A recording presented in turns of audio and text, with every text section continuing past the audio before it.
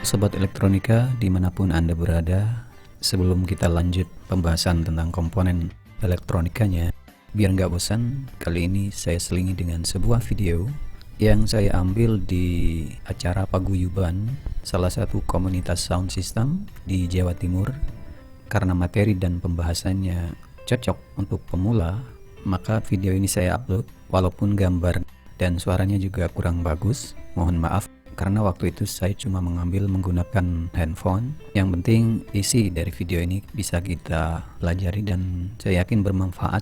Dan dalam video ini kita akan belajar tentang audio sound system, dasar-dasar audio, tentu cocok untuk pemula. Oke, kita akan belajar bersama seorang operator yang cukup berpengalaman, Mas Iwan. Kalau boleh saya bilang, beliau adalah seorang sound engineer yang cukup dikenal khususnya oleh teman-teman yang berada di Jawa Timur. Oke, selamat menyaksikan belajar audio bersama Mas Iwan.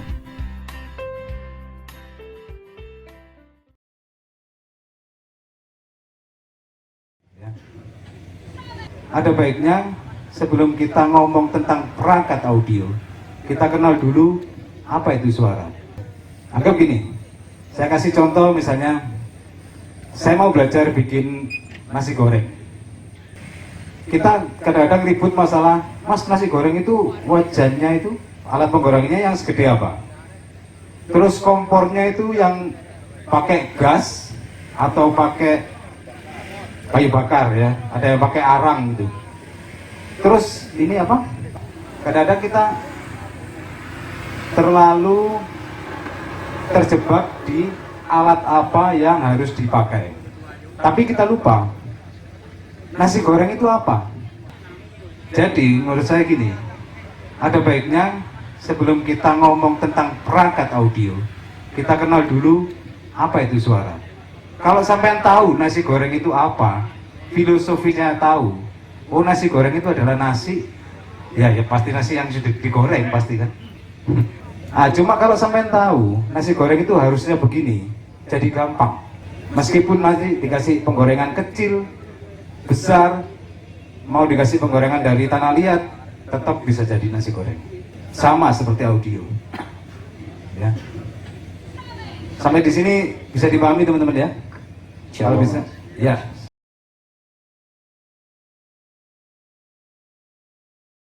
Jadi gini teman-teman, perangkat sampean yang mahal-mahal ini, ya, ini sampean bangun, sampean pelajari tiap hari, sampean cek sound tiap hari, itu hanya untuk memuaskan satu bagian dari tubuh manusia, telinga, ya kan? Coba kita pahami dulu berarti sekarang. Kan ada di sini yang dengarkan suara pakai tangan, ada. Yang telinganya ditutup, terus pakai tangan gini, terus bisa tahu. Enak ini sound ini. Pakai baju ada. Pakai baju ada. Kalau yang getar, oh iya. Ya. Ada lagi yang pakai kaca ya. Kalau pecah berarti udah enak gitu. Itu tren sekarang ya. Jadi kalau ada genteng jatuh, enak. Kalau dibuka telinganya, nggak denger apa-apa. Paling gru gitu ya. Oke teman-teman ya, saya ngomong dulu ya tentang suara ya, ini penting. Saya takutnya nanti saya ngomong ngelantur masalah LMS itu, setelah ngerti sampai ngadep LMS, sampai nggak tahu apa yang harus dilakukan, cuma tahu fungsinya apa. Ya. Jadi yang penting itu targetnya, teman-teman. Kalau sampean punya target, dalam artian gini, sampean ngadep satu sistem, terus sampean ini suaranya nggak bener, ini harusnya misalnya ini height-nya kurang. Kalau sampai sudah bisa gitu, gampang, alat apapun jalan. Jadi perangkat itu cuma pendukung, ya.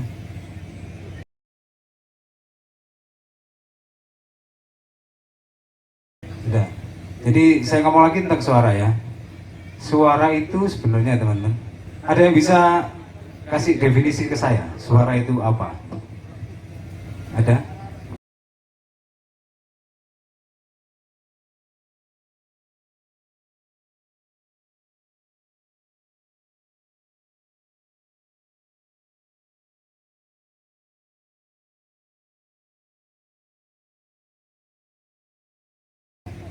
bagaimana sih suara itu, bagaimana suara saya yang pelan ini bisa sampai dengar satu lapangan ini. Ya, silakan. Mungkin mikrofon yang saya pakai ini ya, tanpa dicolokkan ke mixer. Ketika saya berbicara, membran di mikrofon ini bergetar dan menghasilkan gelombang apa? Sinyal listrik ya. Ya. Cuman sangat kecil. Bila kita hubungkan ini langsung ke speaker, nggak mungkin ya sinyal yang kecil ini menggetarkan speaker. Nah, karena itulah dibutuhkan alat untuk memperkuat sinyal listrik tadi. Bagaimana caranya supaya speaker itu bisa bergetar sesuai dengan karakteristik asli dari mikrofon ini? Mungkin kira-kira begitu, Mas. Benar sekali ini, teknikal sekali ini. Ya. Ya. Tapi saya di sini nggak ngomong teori lah, wis gampang-gampangan aja ya. Jadi gini teman-teman, intinya suara itu gini. Suara itu terbentuk dari, jadi telinga kita itu ada namanya gendang apa sini. Ya kayak gitulah. Saya bukan guru biologi ya, tapi ya. Ya, jadi gini, gampangnya gini. Di telinga kita itu ada kayak selaput. Ya, kayak dinding tipis gitu ya. Gini teman. Kalau ada gelombang nabrak telinga kita itu, ya kan? Itu nanti akan menimbulkan isyarat ke otak. Jadi gini, suara itu ajaib. Saya kasih contoh ya. Sampai tutup mata. Terus datang salah satu teman sampean ngomong, misalnya saya namanya misalnya Didin. Didin. Saya yakin sampean tahu itu yang ngomong siapa, ya kan? Oh, Mas Hasir, tahu? Hebat. Jadi telinga kita itu tanpa bantuan mata pun masih bisa tahu itu siapa. Bahkan jarak pun tahu. Jarak dan posisi tahu. Kalau ya mohon maaf ya, saya mungkin kalau ngomong kadang-kadang kasar ya, tapi ya biar santai aja. Teman sampean kentut di sebelah belakang, pojok kanan, kira-kira 5 meter, pasti sampean tahu. Pasti tahu. Ada suara dut, oh, pojok sebelah kanan, belakang 5 meter. Oleh ke belakang. Oh, awakmu tiba-tiba gitu ya.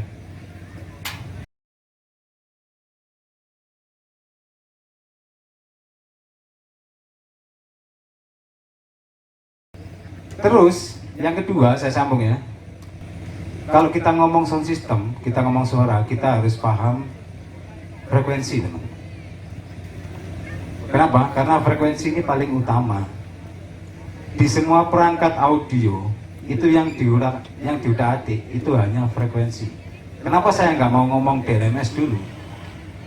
Karena saya kalau ngomong DLMS, tanpa teman-teman paham frekuensi itu apa, nanti tidak jadi apa-apa. Pulang dari sini kosong, gitu ya, kosong.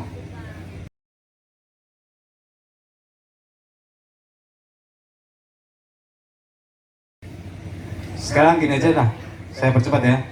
Jadi telinga manusia itu kalau menurut pelajaran biologi ini bisa mendengar itu frekuensi dari 20 Hz sampai 20.000 Hz. Pengertiannya Hz itu apa gini? Kalau 20 Hz itu berarti ada gelombang yang bergetar 20 kali dalam 1 detik. Berarti kalau kita ngomong subwoofer duk, kalau kita ngomong dangdut ya, dengduk gitu saya. Nah, duk, kalau sampai ngomong ini duk-duknya nggak keluar. Kira-kira di EQ itu, di equalizer, frekuensi berapa yang saya menangkap? Maksud saya gini teman-teman, kenapa saya ngomong frekuensi? Saya ulangi lagi, ini penting. Kalau nggak ngerti frekuensi, sampai misalnya nanti waktu main ini orkesan ya, misalnya ada yang nabuh gendang, sampai di hati, sampai tahu duknya nggak keluar, tapi sampai nggak bisa mengeluarkan. Karena apa? Karena sampai nggak tahu frekuensinya. Akhirnya cari, diputer. Kalau 5 menit, 10 menit masih ketemu, untung sampai. Setengah jam masih untung. Kalau 3 jam udah selesai. Jadi tinggal setengah lagu baru duknya keluar. Waduh, gawat. Dan itu pun kalau sampai nggak ngerti frekuensinya, akhirnya apa? Di mixer sampai coret tuk gitu. Ya dong? Sampai cuma kasih di mixer itu difoto atau dikasih spidol biasanya. Ya. Berarti nanti kalau duknya nggak keluar, tak puter yang di sini. Oke, nggak apa-apa. Itu kalau kebiasaan. Tapi nanti kalau misalnya mixer yang ada ini yang bisa dipakai tiba-tiba trouble, sampai pinjam mixernya teman. Kan beda ini. Cari lagi sampean, bisa 2 orkes baru ketemu. Ya. Jadi makanya saya tekankan, mulai belajar lah frekuensi itu apa. Saya nggak ngomong ini teoritis ya, tapi ini dasarnya. Kalau dasarnya udah ketemu, udah berangkat. Jadi kalau ada feedback misalnya, kalau sampai hafal frekuensi, saya yakin sampai nggak salah nurunkan. Jadi itu harus diturunkan memang. Frekuensi berapa tapi? Kalau sampai gampang-gampang aja gini, potong high-nya, habis sudah, nggak mungkin feedback. Tapi ya suaranya nggak ada high-nya, kan gitu. Tapi kalau sampai hafal, langsung yang dituju mana, jadi suaranya nggak terlalu berubah, tapi feedback hilang. Ya. Sampai tiap hari kan ngadep equalizer kan, hafal suaranya nggak per satu ini. Ya ini sepele, makanya ternyata setelah saya keliling-keliling ke sana kemari, saya bisa nyimpulkan ternyata, ya mohon maaf ya, saya di sini bukan yang paling pintar, enggak. Cuma kita di sini kan berbagi ya, berbagi pengalaman lah ya. Ternyata saya nemukan banyak dari teman-teman audio ini yang belum paham suara itu apa dan frekuensi itu apa. Ternyata cuma di situ masalahnya. Oke teman-teman ya, jadi saya ulang lagi, frekuensi dan suara. Kenali dulu itu apa, suara itu apa. Bagaimana kita bisa telinga kita ini bisa menangkap suara itu, kenali dulu. Nanti baru sampai bisa kerja dengan speaker itu. Jadi kalau teman-teman pengen tahu gini ya, speaker itu pasti gerak kan? Pasti gerak kan? Paling gampang, sekarang di sini pecinta subwoofer ya, pasti kelihatan kan geraknya ya. Ya.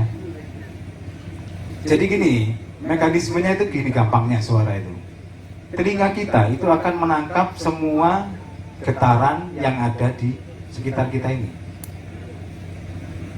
Cuma masalahnya frekuensinya berapa, itu yang sampean harus tahu.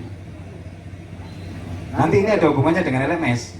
Daripada saya balik, saya ngomong LMS terus ngomong frekuensi, sampai nanti lupa. Saya balik dulu, saya ngomong tentang suara dulu. Ya. Saya pelan-pelan, nggak apa-apa.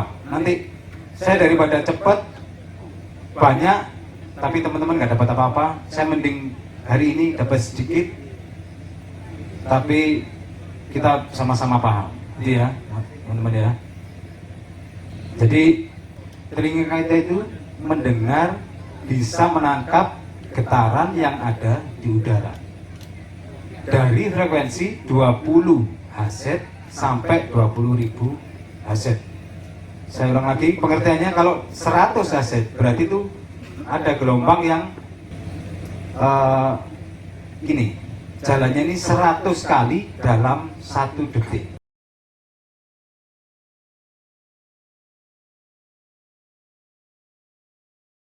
Berarti kalau sampean dengar dari speaker sampean itu frekuensi 100, speaker sampean itu maju mundur 100 kali dalam 1 detik. Nah, gampang. Makanya kalau suaranya semakin rendah, sampean bisa lihat maju mundurnya ini. Cuma mungkin kalau pada prakteknya manusia, kalau saya sendiri ya, saya udah nggak bisa dengar frekuensi 20 itu udah nggak bisa dengar saya. 20 nggak bisa dengar. Di sini ada yang masih bisa dengar 20 Hz. Udah. Saya rasa kita nggak bisa dengar kayaknya. Kalau anginnya iya mungkin. Ya. Kalau anginnya iya mungkin. Satu ya, kedua, sampai di sini dipahami teman-teman ya. Jalannya speaker ini, jadi kalau sampai ngomong misalnya gini, ini frekuensi 19.000-nya nggak keluar mas. Hebat ya, 19.000. Twitter apa sampai bisa bunyi, bisa maju mundur 19.000 sekali dalam 1 detik. Bayangkan. Sampai bayangkan, kalau ngomong 10.000 aja, itu Twitter sampean itu harus maju mundur 10.000 kali dalam 1 detik. Itu wajib, sudah nggak mungkin. Makanya kenapa Twitter itu bahannya kaku, terus koilnya kecil, dia butuh lincah, ya, butuh lincah. Makanya kalau sampean pakai, ya mohon maaf ini, misalnya sampean ada yang bisa modifikasi misalnya, speaker 6 in dibikin Twitter, saya yakin nggak akan bisa nyampe di 8.000, nggak bisa. Ya, jadi dari sini lebih gampang teman-teman ya, lebih gampang ya ngerti suara itu apa ya.